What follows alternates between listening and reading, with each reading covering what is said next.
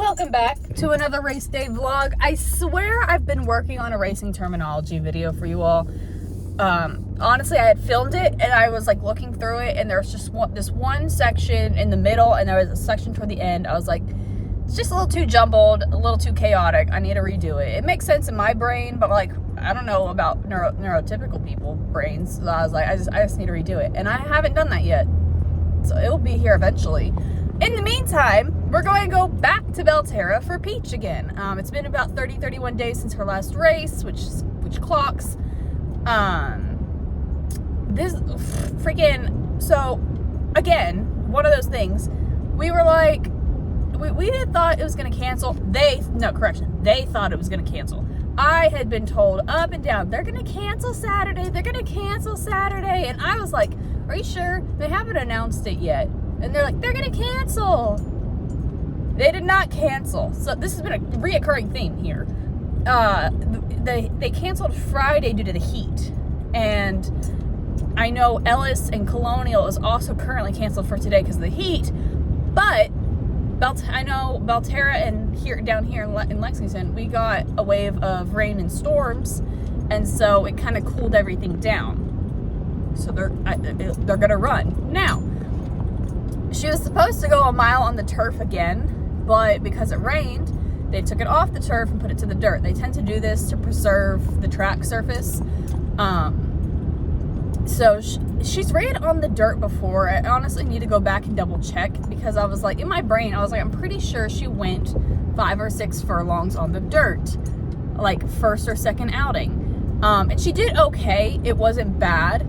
But it was when she was with the other trainer, and there was a mile-long list of complaints when she was with him. And so, I don't know, we'll see. We're all very convinced she likes the turf better, which is why she's been running on the turf. But kind of, whatever. We'll put her on the dirt. I think it's going to be sloppy, or at least wet. I don't know. I haven't looked at the track. I haven't looked at the track conditions. I haven't looked because none of this stuff has been updated yet. They'll officially update it closer to the first post. That's when all the scratches will come in. That's when like the actual what the dirt looks like right now will come in. So I don't really know right now. I'm a little early. I was like, oh, I'm gonna sleep in and then do my errands because I don't have anything tomorrow if we're not running. Now I gotta sprint because she runs at 2:50 something, and it takes us like an hour and a half to get there. But they're gonna stop for lunch, I think. It's too early for lunch for me right now, though. I don't know. It's a whole thing. Anyway, I will be back, I guess, when I have the track conditions and the scratch list. That's really what I've been waiting for, because someone said, oh, I got my scratches already, but I went and looked and they weren't reported, so I don't know. I'll check later. So I did just check, and currently they have the dirt listed as good, which means there's still moisture in the dirt. I wouldn't be surprised if it gets upgraded to fast by the time we get down there, because, the sun's going to be out, so it's going to dry the track. However, Belterra is on the river, and so it's always kind of humid and moist there anyway, so it might retain the water. I don't really know. Anyway, so I also, the scratches are officially in. It was supposed to be a 10-horse field, now it's a 5-horse field, which is actually great because this filly has never ran in like a smaller field. Every race she's been in has been like 9, 10, 11, 14 horses. So I'm hoping this will be nice in the fact that there's less competition, there's less traffic to deal with. However, every horse that remained in, the other 4 horses we're running against, I looked at them all and I was like, in all honesty, yeah. I was like, of course these ones stayed in. These are the ones that I thought were like a little bit more of a threat to begin with. Like the one horse, in all honesty, the one on the inside, I looked at her, I was like, she's only ever ran one race at Horseshoe, Indiana. She didn't do too well. And then they dropped her into a claiming here. So I was like, anyway, besides that, everyone else was like, oh yeah, it makes sense that they're like freaking morning line favorite and all this crap. Anyway, so we'll head down there in a bit, I guess. I had the 7 is the one. I think the 7 and the 9 are who I looked at, and I was like, I think these are the 2 biggest threats. I forgot already. It went out of my brain. But yeah, overall for this experience, last time out she was second a mile on the turf. This one where she's gonna be on the dirt, like she's ran on the dirt twice before. The first time was her very first start. She should not have been in that race to begin with. It was 6 miles. It was 6 furlongs on the dirt. First race. We all knew she wasn't going to do well, and she didn't, because she's a distance horse, not a sprinter. The next time out, it was actually supposed to be on the turf, and they took it off the turf and ran it on the dirt. And she actually did run fairly well with a 4th. So with this, like, I don't know. This is kind of more, I guess we're going to just see how she actually feels about the dirt, because we really don't kind of know. We've all figured, based on pedigree, how she runs and how she looks, that she prefers the turf. This could prove to us that, hey, you're stupid. She does enjoy the dirt as well as the turf. I don't know. So really, I would like to see her be in the top 3, considering it's such a small field. But really, the big question mark is just, how is she going to handle the dirt? Yeah. Oh my God, look, it's Jasmine. Hold on one second. Look, it's Jasmine and her baby. They're like, we don't care about you. I know. Let us eat. Anyway, I think that's all I got pre-race. Let's go see how this goes.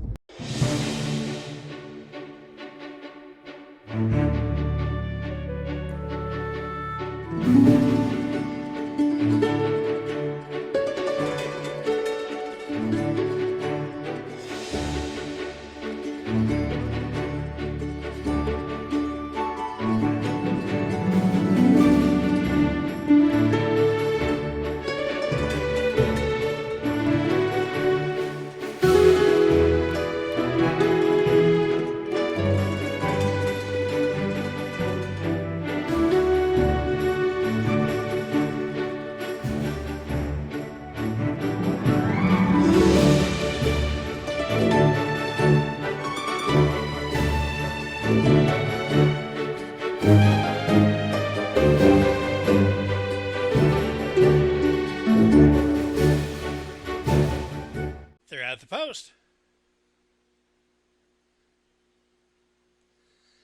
And they're off. A level beginning. For the lead, down along the inside, Uncommon Grace. Jets out, Vogelsang on the outside.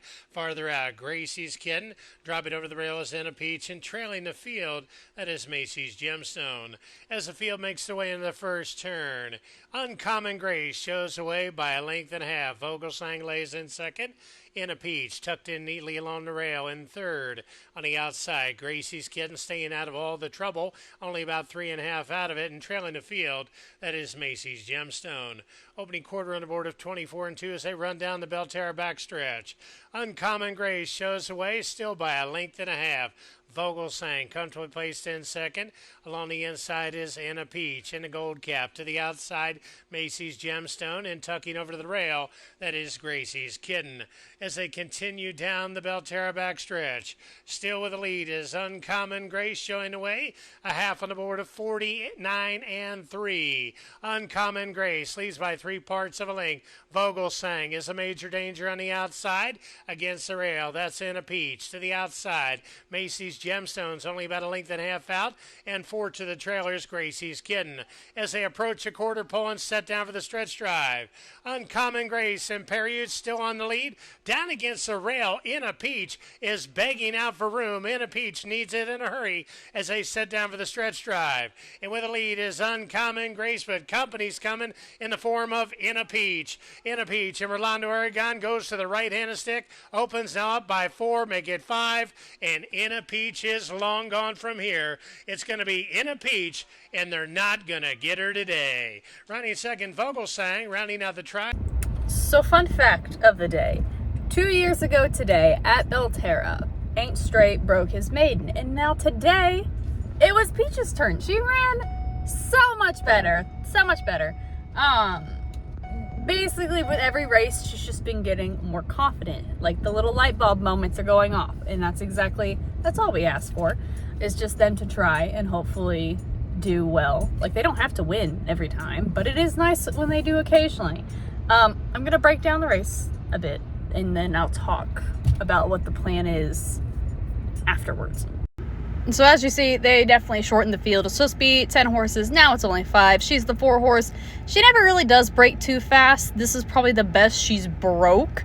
But she still does kind of settle out here in the back of the pack, which is fine. With these longer races, she's able to close a little bit better rather than having to, hang out there in the front the whole time. He's just got her sitting pretty over here on the inside. Again, this is 8 furlongs. It's a mile. We got a while to go. There's not really a rush to do anything. The whole plan at this point is just keep her out of trouble, keep her close to the front. I will say, I was actually a little bit disappointed in the race that the 9 had. Like, granted, it's not my horse, so, really, it doesn't matter. I had just expected the 9 and the 7 to kind of be the bigger threat. And the 9 just kind of vibed out here in the back the entire time. We're still sitting pretty over here in 3rd. She looks so giant next to all the other ones. She's just got that long lopey stride. We're just going to keep vibing. We're getting closer to the final turn. There was no drama in this race to really talk about. It's just a nice, long, boring to go around the turn. No traffic trouble, no nothing.